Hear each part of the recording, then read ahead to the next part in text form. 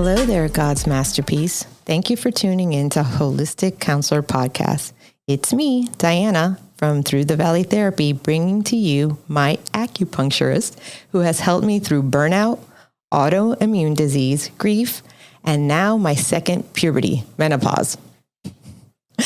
I'm excited to introduce you today to Dr. David Suomela. Did I say that right, or did I murder it? Yeah, Suomela. Suomela. Gosh, you keep telling me that. Suomela. It's not an easy one. No, that's why I call him Dr. Dave. Yes.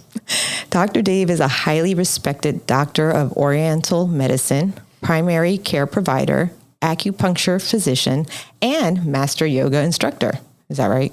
Correct. Okay. He is national board certified, Florida state licensed and insured, bringing a wealth of expertise to his practice. What's really impressive about Dr. Dave is his experience working with top-level athletes. He served as the official acupuncturist for the Florida Panthers for 3 consecutive seasons from 2007 to 2009. But his client list doesn't stop there. He's worked with elite athletes from various disciplines, including pro baseball, surfing, MMA, and even Olympic athletes. Of course, he also helps everyday folks like you and me who may not be quite as athletically gifted. Dr. Dave runs his practice, Pure Acupuncture and Natural Medicine in Deerfield Beach, Florida. What sets him apart is his compassionate and communicative approach to patient care.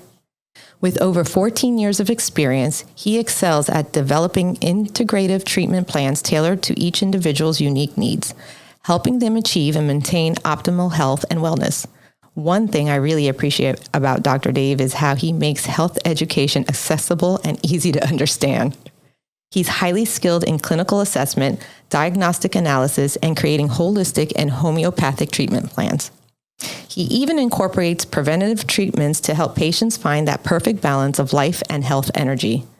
I know he has helped me through some of my roughest moments in the last year. Gosh, I hate being you need to fix that. You need to poke that out of me. And I'm grateful that the Lord led me to him. Dr. Dave, welcome to the show. Thank you so much. Pleasure to be here. So tell me a little bit about your personal story in terms what led you to be in the profession you are in today.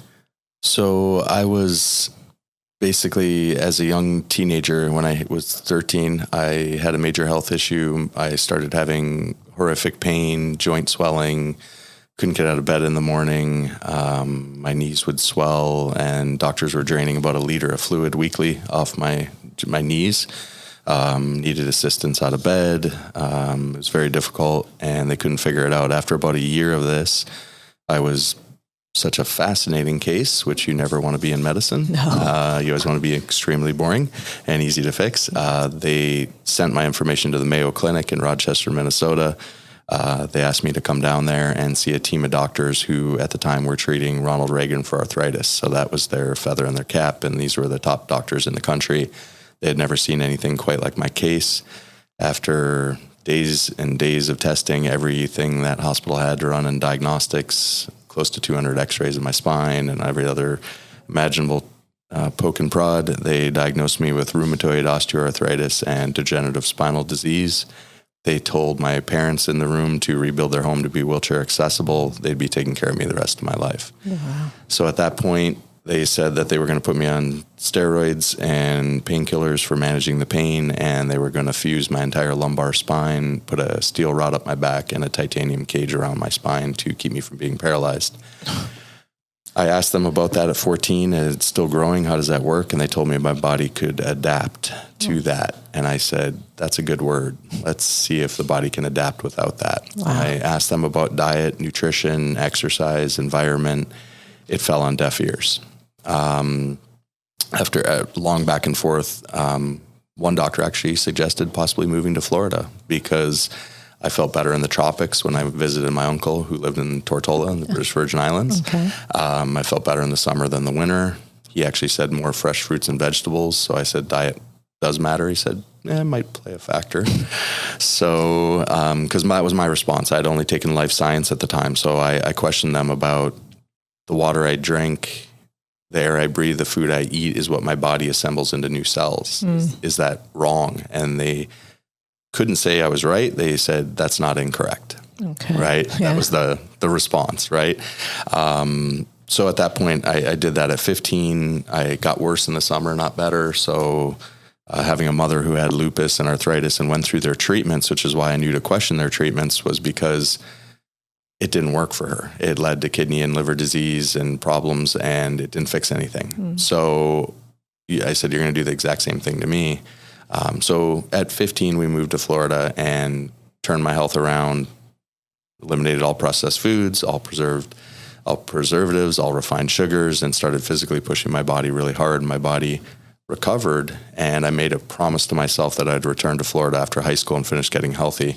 Then I went into medicine, pre-med, and just personally hit a wall when I hit just pharmaceutical drug training. I know there's a time and place for it. Yes. It has its place. That's what this is all about, is integrating medicine and not turning your back with that term. Alternative makes me think I got to turn my back on somebody. Right, exactly. But everybody should be at the table. And there was a time when I needed those meds, and there was a time when they were helpful, or even a simple Advil, gave me relief. Right. But I needed to get off of those things. And even due to some kidney issues, I was born with one big horseshoe kidney. So those literally shaped like a horseshoe. And so it's higher risk factor for all those different medicines that they were recommending.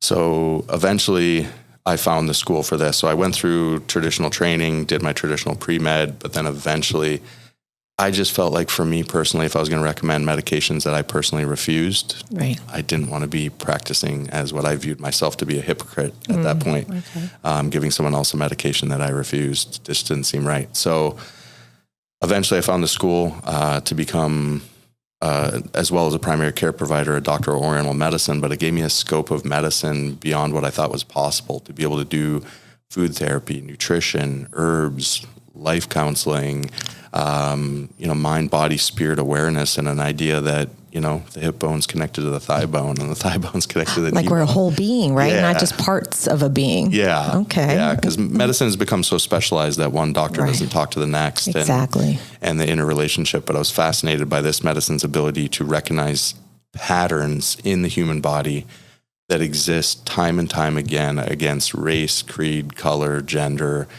It doesn't discriminate, right? These patterns hold true. And I took that with a large grain of salt, but I've seen it over, I gave you a kind of an incorrect bio there, about 20 years now of practice. So, sent you an old one. Apologize. Okay.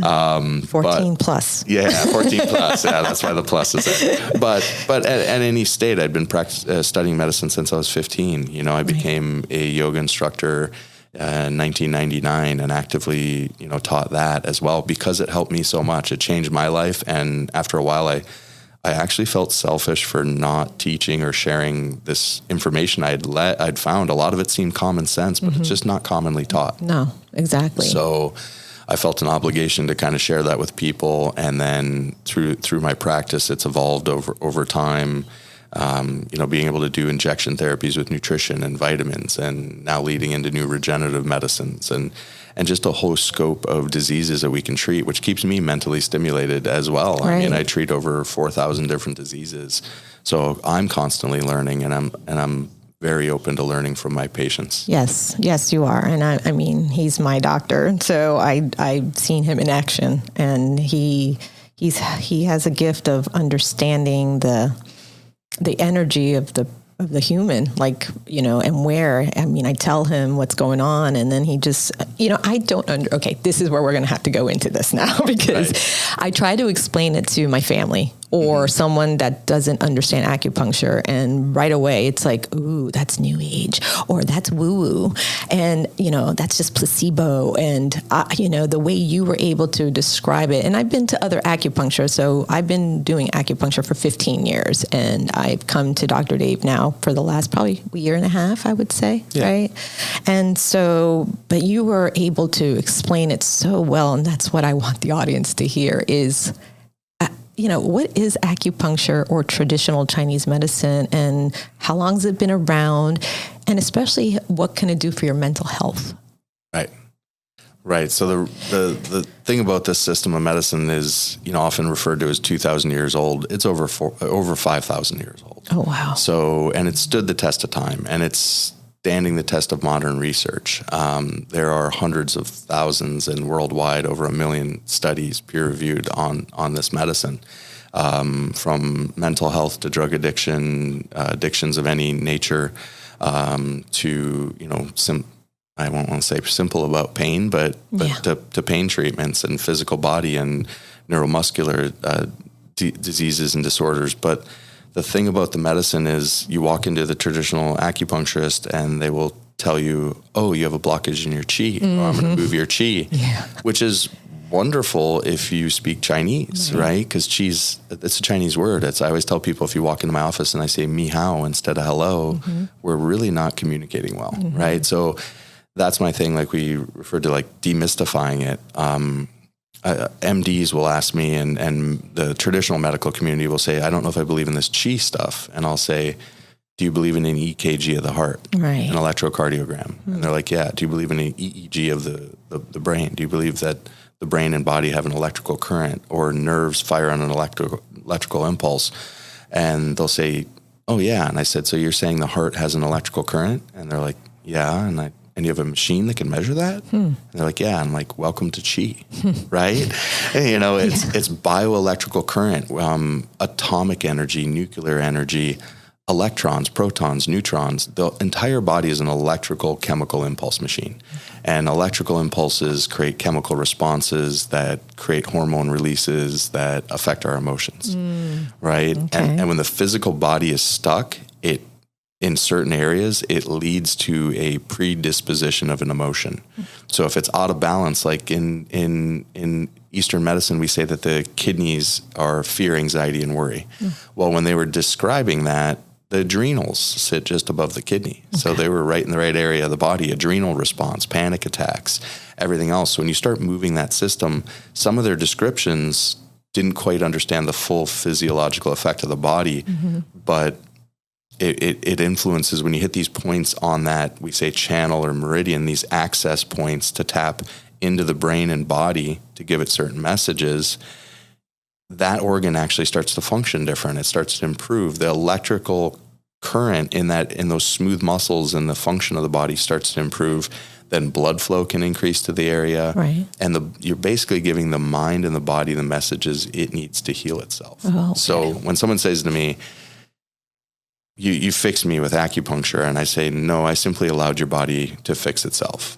Because that's how God made us. Yes. Correct? Yeah. Like, honestly, he gave us everything: the plants, the herb, the foods, the sunlight, the water. Yeah. To help all this biology inside of us to repair constantly. And the body has a profound ability to repair, but sometimes when it tries to repair or adapt to changes, it doesn't always pick the best route. Right. So we can reset that homeostasis or that balance. Like, if you're feeling sick and depressed and sad every day, over time, that becomes your norm. Right. And your cells in your body and the chemical responses don't know your norm to the person next to you that's happy and joyful all the time. Yeah. So what we do is we show your body a better way of being. I like referring to it as the morning coffee. You have or your morning tea. You have an emotion and your body gets this chemical response, and it starts to crave that. Even a panic attack, nobody enjoys that. No. But your body's physical response, it gets a rush, right? Like an adrenaline rush in your body. It's protecting you. Our brain is trying to protect us constantly. And then your cells in your body say, hey, I want more of that. But then you start switching the brand that you give the body. So the hormones, endorphins and serotonins and dopamine. So your body, you feel calm and peaceful and relaxed and happy. And every cell in your body craves that, right? It wants those things that make you laugh, that make you happy, the people that make you happy, the people that bring you to that state of mind, and recognizing that it's not all in your head. Sometimes it's all in your body, and all of a sudden you heal the body and the emotion goes away. Okay. I mean, I've had individuals who had car accidents, and I had an individual who, if this man walked into the room, I mean, he took up the whole doorway, and he was, big man. He was the type of guy you'd hire as a bodyguard, and he found himself after this accident looking over his shoulder like somebody was going to attack him. Hypervigilance. He would get up in the middle of the night and check his doors that were locked. He couldn't explain it. He came to me, he said, I think I'm going crazy. I looked at his diagnostics and I said, you have a laceration to your kidney. And I showed him the emotions according to Chinese medicine and according to Eastern medicine. And I said, read this paragraph. And he read it. He goes, that's me. I go, this was written 2,000 years ago. Wow. Right? You're not crazy. We healed, in this case, his kidney. Same time the laceration went away, his emotion cleared. Okay. So it's all tied together, and you can have the mind that then affects the body. Right. The body then responds and affects the mind, and round we go. Yes. Right. How do we stop that merry-go-round? How do we reset it? Like, if the body's an electrical system with a magnetic field, just like our phones that we're all on all the time, they start getting glitchy. First thing you call customer service, turn it off and turn it on again. How do we hit the reset button for our system? So I like to refer to a lot of treatments I do with acupuncture as let's reset the nervous system, the central nervous system, the parasympathetic and sympathetic nervous systems, and that gets a bit complex, but there's simple access points. Yes. So if you have all this electrical current moving through your body, the acupuncture is like the outlets of the wall. And each outlet has a different function and it turns on a different light. And that's what they figured out. And the simple way it was developed was our first response when we have pain, we put our hand on it. Right? We touch it. And your hand hurts and you touch it and all of a sudden you go, wait, my hand feels better, but my headache just went away. What happened there? Yeah. And then you go to the patient with a headache that has no hand pain and you do it again and it works. And after it works 1,000 times, you go, I think we see a pattern here. Right. Right? So the science developed off of the results. Right. Right? And in ancient times, we didn't have all these fancy diagnostics. So we listened, we looked, we touched, right? We used all 5 senses. Yes. Back in the day. Yeah. And oftentimes I have patients tell me they go for a checkup or a yearly physical and they're never even touched, right? They're never looked at. They're never listened to. Right. We look at the blood work and go, you look great on paper. You look great on paper and you're done. Right. So it must all be in your head. But then they come to me. Yes, exactly. Or a psychiatrist, because that's happened to me quite a few times but it turned out that I had a goiter. And this is one of the first times I went to an acupuncture because they were I was having this choky feeling and my thyroid levels, this was in my 30s. I'm in my 50s now. Okay. And they were saying, I had, it's in your head. Yeah. It's in my head. And I'm like, wait, no, I could feel it. And I just sat and I prayed and I'm like, all right, Lord, what's happening here? And they're like, you're going to get operated on. You're going to get radioactive iodine or your thyroid taken out and you'll be on Synthroid for the rest of your life. And I'm going, and that scared the crap out of me. Yeah. And so finally I went in and the acupuncture, well, first of all, I was like, no, this is not in my head. And I was gaslit, and that got me so angry because they spent 10 minutes with me. They automatically said, well, your blood level's fine, like you said. Finally, it was a goiter growing inwards, and that's why I had a choky feeling.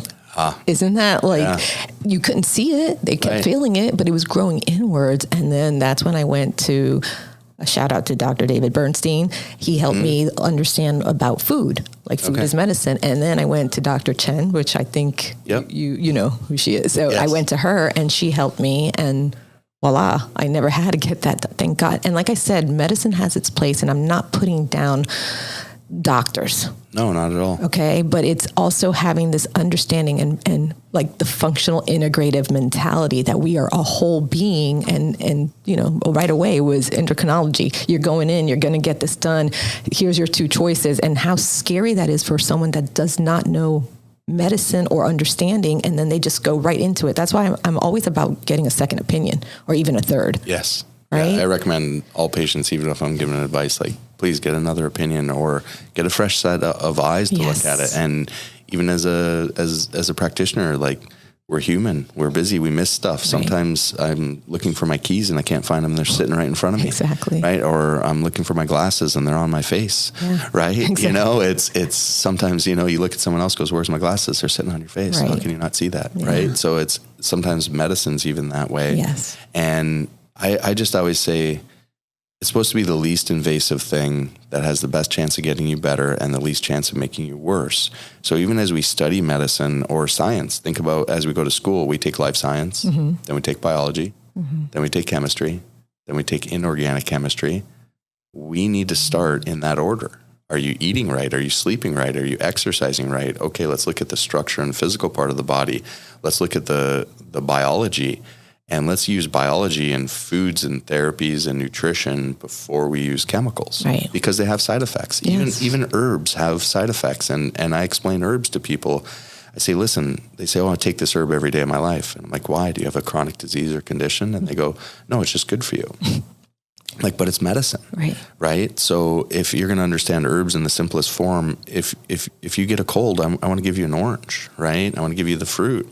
If we don't catch a certain disease on time, maybe we need to try the peel, but that's a little harder to digest. We don't need a lot of orange peel. You use little shavings in something, right? If we didn't catch it on time, maybe we need to move to the leaf, right? Beyond that, the bark. Beyond that, the root. But all of those are harder to digest, and they have toxicity, and they have effects on the body. So if you come to me in crisis, maybe we start with the root, and then we try to get to the bark and the leaf and the peel, and eventually here's your orange, go home, right? So that's kind of a way of understanding like herbology, but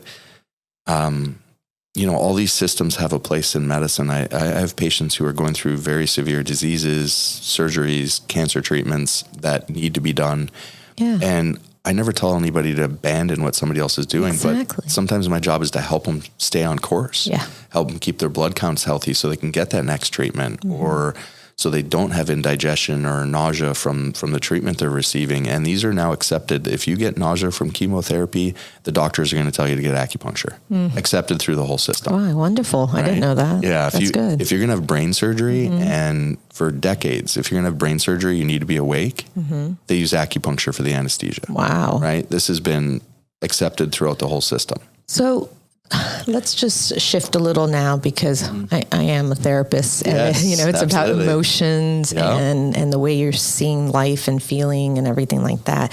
And I kind of, because I'm not an expert, I am a certified integrated mental health professional, which means I took 30 hours of like learning Ayurvedic medicine, acupuncture, but it's not, I'm a practitioner of it. Right. Just understanding it. Understanding it. But I do love the traditional Chinese medicine clock, because to me, when sometimes I talk about like, one of my clients, like I get up at 3:00 in the morning, but then I know that would be, what is it? Leaving liver time and getting into gallbladder time. Right. But the emotions that are with that. Right. So liver, primary emotion is going to be anger, frustration, irritability.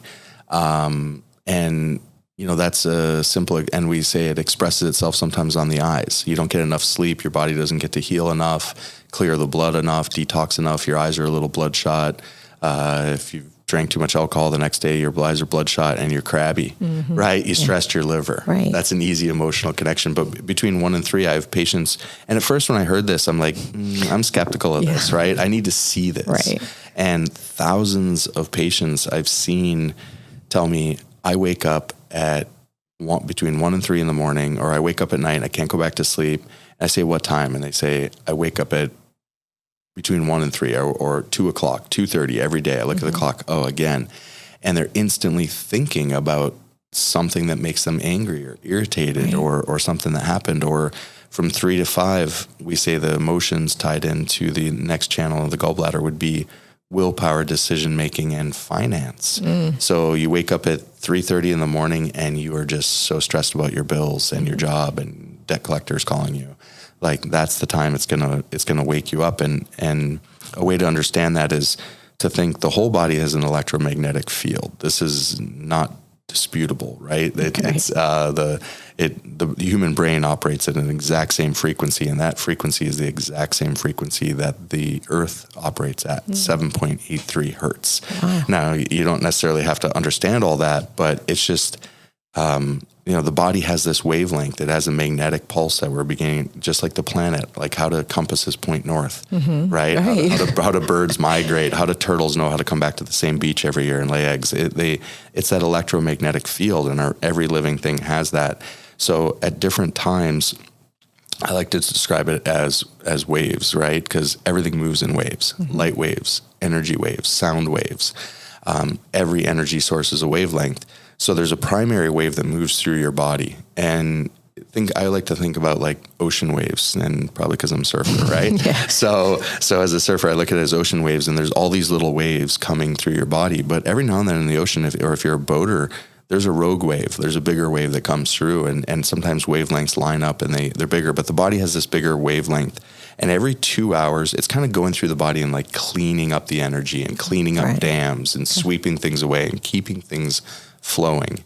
And every 2 hours, it exits one channel and enters another channel. That's amazing. Right? Yeah. I love learning that. Keep going. So people will tell me like, I wake up exactly at 3 a.m. every time. And I'm like, that's exactly when it's ending. And that's very common. It's a very common time. Mm-hmm. And it's when it's exiting one channel and entering another. So I like to think about like, okay, a wave's flowing through the water, and all of a sudden you put a wall there, and that wave hits the wall, it washes up, and then it washes back, right? It reverberates backwards, and that energy kind of hits you, and your eyes pop open, and you're mid-thought. Oh, right. These aren't the people that tell me, I wake up, I'm groggy, I have to go pee, and then I come back and I go to bed. That's just, water intake, right? Yeah. Or prostate issue or whatever it may be. But, and when we hear this, we go, I don't know about that, but I've seen it. Mm-hmm. It's been documented. You see the patterns in people, and they're told by traditionally, my Western mind is thinking that means nothing to me. Right. And my Eastern mind's going, there's a pattern here. I got this. Right. So when somebody comes in to see me, I'm constantly thinking with what I like to say, both minds. Okay. Like, does this make sense? Should I be doing blood work and diagnostics? Should I be sending them somewhere? Should I be doing an ultrasound or a CAT scan or a PET scan or an MRI to make sure we don't have a major problem here? Or has all that been done and the doctors are scratching their head and they can't figure it out? But those emotions are tied into the body, and then life brings us stress. Life brings us financial worries. Life brings us decisions. So if the mind's loaded down with that, it will eventually affect the body, right? Yes. That gut feeling we get when we're doing something wrong, right? Or someone else is doing that to us or whatever it is. And then that affects the mind back, and that affects our mental health. So the idea of talking about the mind and the body is two separate things. We can do that for the sake of conversation, but they're one and the same, right? So when we talk about mental health, I'll ask somebody, how are you eating? How are you sleeping? How are you exercising? If those three things aren't being done at some level, we can't expect optimal health. Right. We might not be sick, but we're not going to be optimally healthy. We're just surviving, not thriving. That's how I see it. And I'm trying to get, as a therapist, I'm trying to get my client to thrive and to get unstuck. Right. And so I can't say chi to them because they'll be like, what are you talking about? Or God bless you. Right. Yeah, exactly. But I want to, what do you do when someone comes to you depressed or super anxious? I mean, I know what you helped me go through, especially with grief. Like I went through some, loss last year. Yeah. My dogs, my sister, just a whole bunch of stuff, and my job. Yes. I mean, that's a whole different podcast or story or whatever. I mean, my job at the high school, that's what I'm talking about for those who know me.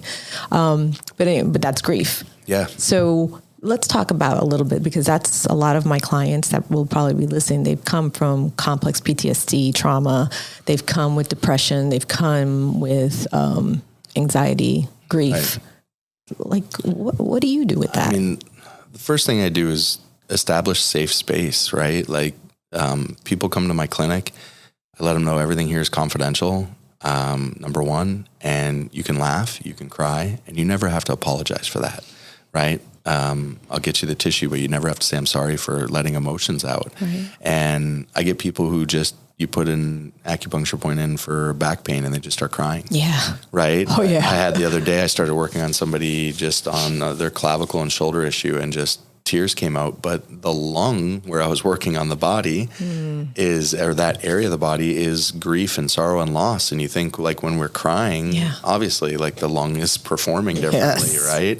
But these emotions, and then I let them know, if you have PTSD and people will say to me, well, but I wasn't in war, or I wasn't in Afghanistan, I wasn't in Vietnam. First of all, don't put your pain on a scale compared to somebody else. It doesn't have to weigh differently to be real.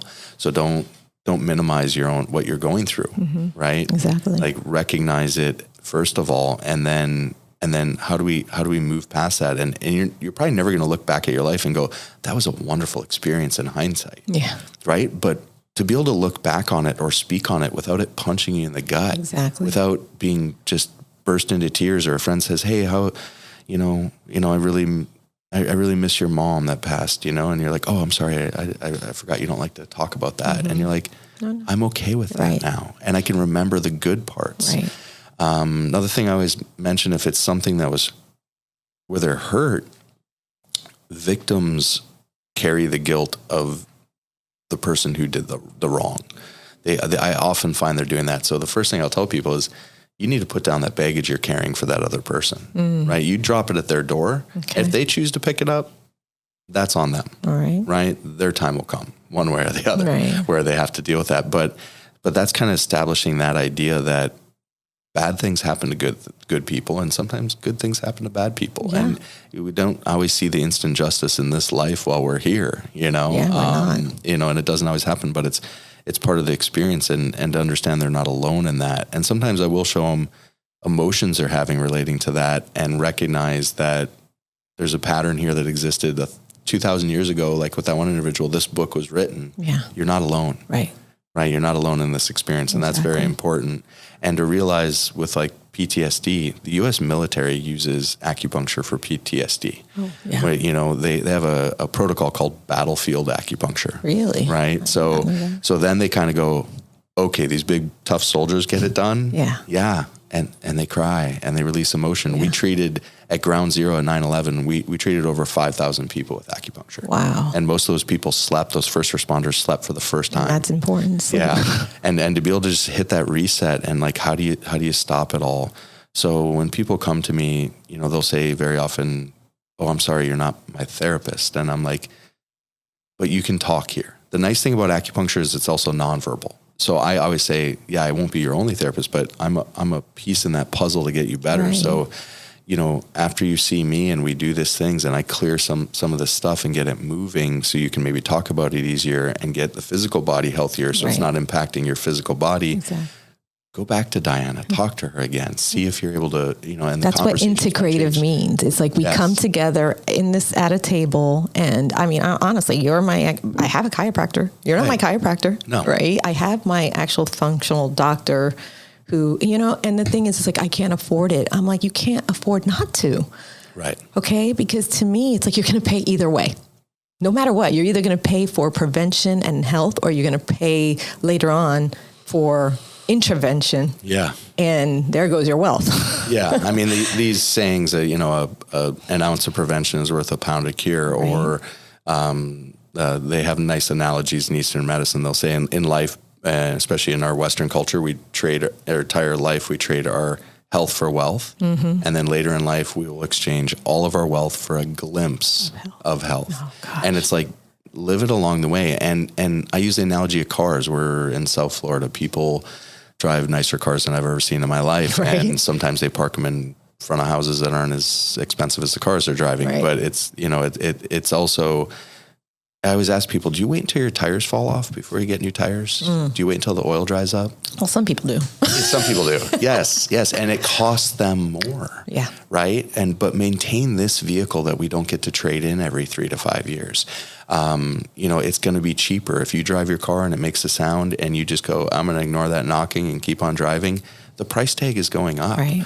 And with the human body, that involves pain and suffering. Yes. Right. I mean, for me, I packed my bags. I moved 2,000 miles away, where I knew absolutely nobody, had no friends, but that's what my health was worth to me. Yeah. And I couldn't enjoy my time with my friends back home when I wasn't healthy. Exactly. So I spent 6 months getting healthy, and I went back home, finished high school, played football after that diagnosis, played sports, downhill skied.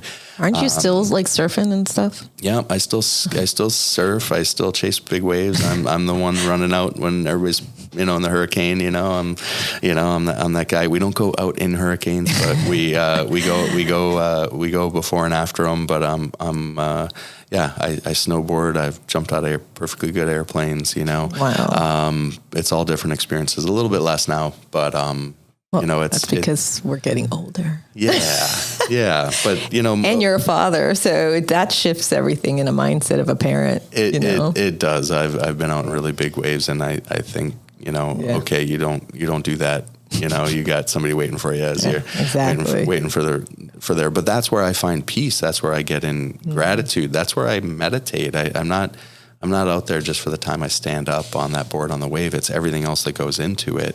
And it's a place of peace, and it puts you back into rhythm. Like these expressions of grounding, right? Yes. This is something, earthing and grounding. And people I always say that, I'm like, the science is in. It's not just for hippies anymore. Oh, my clients think I'm nuts when I'm like, here's what you're going to do. A morning ritual. Especially if you're working indoors all day long, go touch the grass, go hug a tree. So research happened years ago where two different doctors, one studying the human brain and the frequency, and one studying the migratory patterns of animals. And they both figured out that the human brain has a wavelength of exactly 7.83 hertz, right? It's basically if you just drew a wave on a piece of paper, right, and the highs and lows, right? Where's the bottom of the wave? Where's the top of the wave? And how many seconds is in between that? It's 7.83 seconds between the high and the next high, or the low and the next low. The Earth has the exact same pulse. It has a pulse like a heartbeat. It is pulsing at exactly 7.83 hertz. So when we have our electrical devices, our phones, our radio waves, everything that it doesn't affect everyone the same or as significantly, but it can knock us out of rhythm. Yes, I agree. So when you go back into nature, you're really resetting your body back to 8.3 hertz, the wavelength of your brain. This is not, like I always tell people, it's not debatable, right? Like when people say, I don't believe in energy in my body. I'm like, do you believe in gravity? Right. And they look at me weird. I go, would it matter if you didn't? Right. Right? Jump off a building, gravity's going to work whether you believe it or not, regardless of what we see in the Matrix. Exactly. Right? Well, it's true. And so we're going to just shift one more because, our time is running out. What words of wisdom can you give to someone? Because you know that I am a Christian integrative therapist. Yes. Okay. And that doesn't mean, I understand the science and evidence base. I do not push my belief system onto anyone. But I do have people that don't understand this, and they really think it's, especially when I started going to acupuncture and understanding it myself, what words of wisdom or resources or understanding can you give, say, like someone that's a pastor or doesn't understand this dynamic or modality of healing? Right. Yeah. So that's a big thing. Like, I learned years ago, even having a yin yang symbol on the door would keep some people from walking through. They view it as a religious symbol. Right. But these are not religious based practices. Like even yoga. When I first started teaching yoga, I had people that are like, oh no, he's going to be leading people away from Christ. Right. Especially where I grew up in northern Minnesota, where, that's pretty much the only religion you saw. And, the idea is, from acupuncture's viewpoint, just practice kind teachings of your faith, whatever faith that is, and add that into your life. That's great. But it's not a religious-based therapy. It doesn't discriminate against that. Just like yoga, when I went to a yoga ashram, everybody thought, oh, Dave's becoming a Hindu, apparently. And I walked in, and there was a huge circle in the temple, and it had every religious symbol I knew, and many I didn't. Right. And I was like, what is that? And they go, well, they all go to the same God. So if you want to practice yoga and you like scripture, read the kind teachings of your book, 20 minutes a day, for mental health, to feed your mind, right? Feed your mind something healthy. But I have many people like, I'm doing acupuncture. Does that interfere with my religion? And absolutely not. No, it doesn't. God wants you to take care of your body and your mind and take care of the temple. Yes. That's in the word. Yeah. Your body is a temple of God. Yeah. Your body's a temple of God. And you're like, not putting any time into your temple. Like when do you get a chance to scrub the floors and paint the walls and take care of your temple, right? You need to do that. It takes maintenance to maintain a building, to maintain a temple. So I get that a lot, but I tell people I grew up in northern Minnesota. I have a Scandinavian background. I'm living in South Florida doing yoga and teaching, and acupuncture, and still a Christian, and I follow other philosophies and well, we can learn from other philosophies. I have learned so much from different readings, especially back before I became a Christian. I studied. That's what I did in women's study. I have a minor in women's studies at FAU. Oh, excellent. And my project was women in religion, because back then, before I was a Christian, I was a very angry girl. Right. And so I was just like trying to figure out, why are women second-class citizens? And so once I started studying, that's when I was saved. I literally was like, oh my gosh, Jesus is like the first feminist. He brought us forward. He understood. He was a rebel. He was, revolutionary. And he understood what it means to truly love and why he is the Prince of Peace. Like, I want to follow this guy forever. And here I am 20 years later. Yeah. Wait, 24 years later? Yeah, 24 years later. But it's not for me to put on everyone else. It's for me to live by, because I might be the only Bible anyone ever reads. Right. Right. Right. and show them that, be a good representative for it. It's, my thing has always been, sure, I can teach or I could preach, and there's a time for that for certain people, but if you just live a good life by example and you try to live happy, if some of my friends around me, I couldn't teach to them, I couldn't preach to them, but they just saw the way I did things, and they kind of over time went, that's working for him. Mm-hmm. Let me try that. I've had, girlfriends that were in the past that were incredibly resistant to yoga, and you couldn't push anybody on that. Right. And then years later they come up to me and they say, hey, just so you know, I do that every day now. And you're right. It's pretty nice. Right. Yeah. And even, I go back to those different therapies. It's like, even yoga says, just feed your body good every day, feed your mind good every day, get some rest, give yourself some time to just relax and be, and just see if your health improves. Yeah. If it doesn't, by all means, try something else.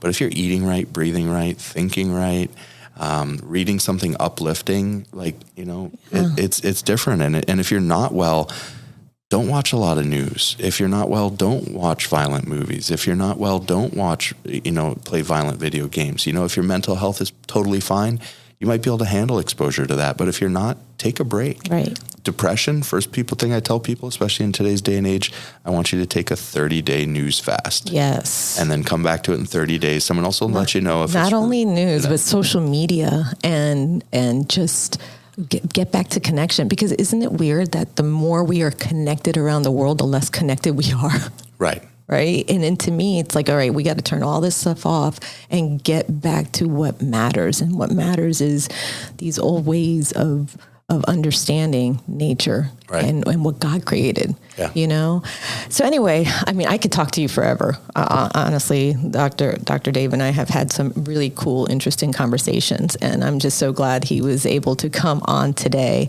and just share some of his wisdom with the listener. So any last words that you would like to share, and where can the listener find you?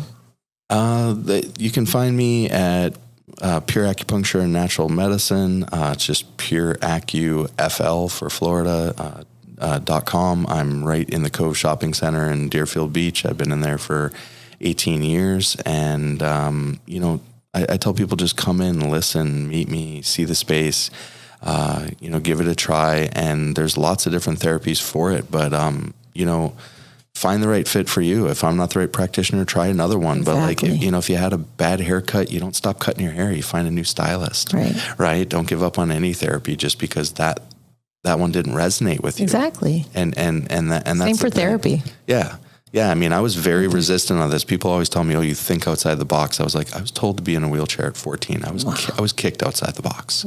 Right. It was like, I love and hate that. Yeah. It was, and now I tell people I was blessed by illness because it it put me on my path to helping others. It gave me a higher level of empathy to help others.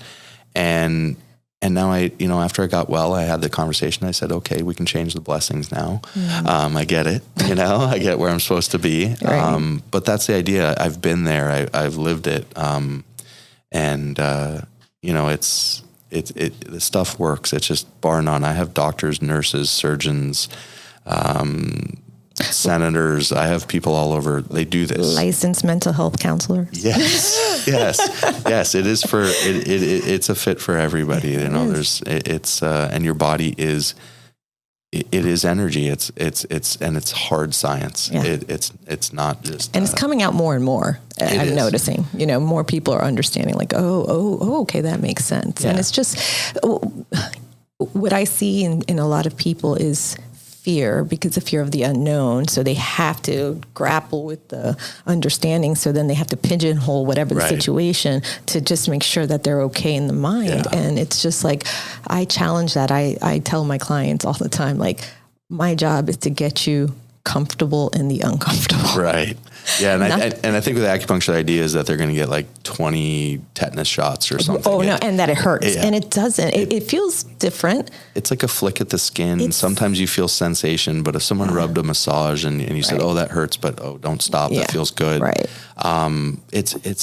It's for a moment, right? Mm-hmm. Most of my clients are sleeping or in some form of between here and there place, right? I'm waking people up from naps all day long. Yeah. It's incredibly relaxing. It is. It's my hour of like truly getting my energy flowing in certain spots, especially now with menopause. So thank you. I'm coming to see you next week, by the way.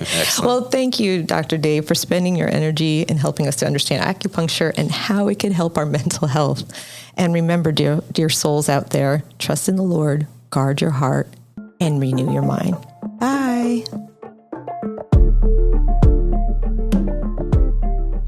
And now for the disclaimer to make sure you understand that you are responsible for you.